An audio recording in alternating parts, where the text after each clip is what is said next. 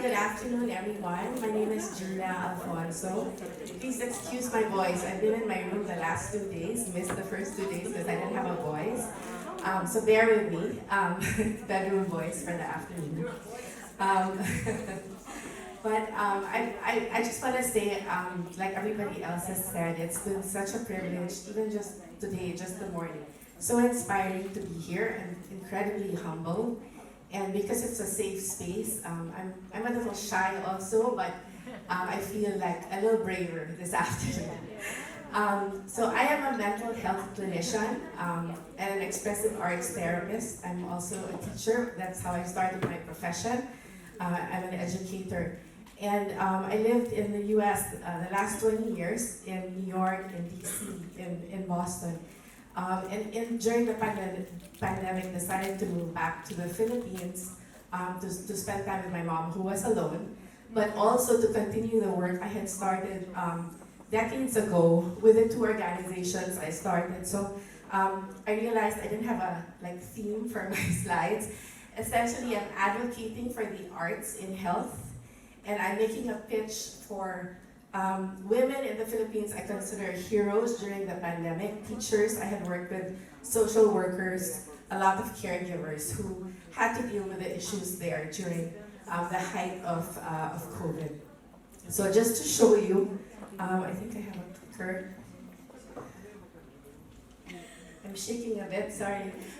So pre-pandemic, the Cartula Foundation, I started it in 1999. We provide access to early childhood education and culturally relevant education to the hardest to reach indigenous communities in the country. So since 1999, we worked from the north to the south, building schools for young children and also providing scholarships.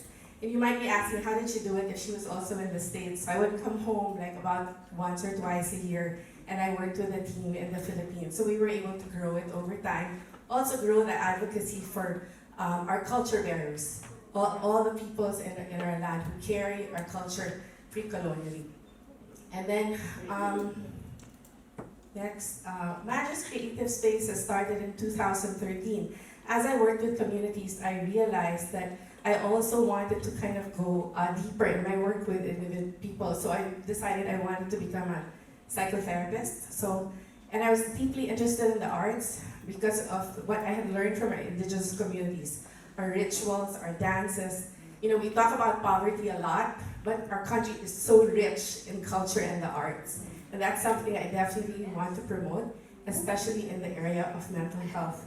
So I started Magic's Creative Spaces in 2013, and we are the first mental health clinic in the country that actually provides alternative therapies, meaning the creative arts therapies. So the practice of the arts in the Philippines has been pretty much OIDO, organic, right? We learn, oh, this is helpful.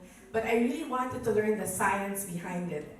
And slowly we built a team of professionally trained and board-certified creative arts therapists, and have now this center where we continue to serve families, individuals, communities, corporations, orphanages, all the like. So you might just be really quick. You might be wondering, what is the expressive arts?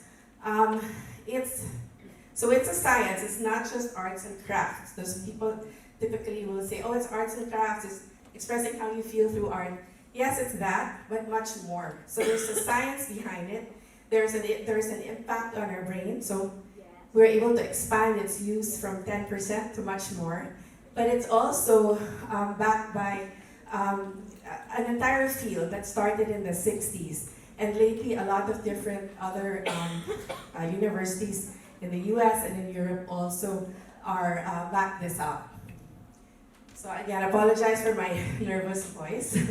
But anyway, during the pandemic, why is this relevant? During the pandemic, we found out that there's only one psychologist to every 110,000 people in the country.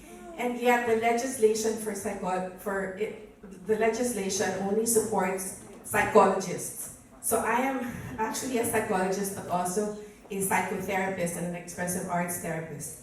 I work with dance therapists, music therapists, drama therapists. There's no legislation that will get them registered in the Philippines. So even during this time, when there was only one psychologist to 100,000 people who needed help, with many people who are trained in the creative arts couldn't practice because, even if they were skilled, couldn't practice because of the legislation.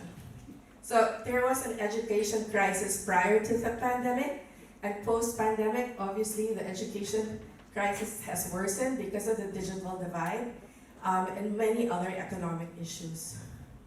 And then also, the issue of mental health has also worsened with financial crises. You have people also, like just mentioned, the suicide rates have been very high. My client caseload is very heavy, maybe that's why I got sick, because you absorb all of it. And then access to mental health is also very, very challenging. So what we did during the pandemic is essentially we started support groups, free support groups for anybody who wanted to join. And when you talk about, we say duyan because they said, when we make art, the whole idea of making art is not only self-expression, but it gives you a sense of agency, right? Poesis, the third way of knowing of Aristotle, means learning by making.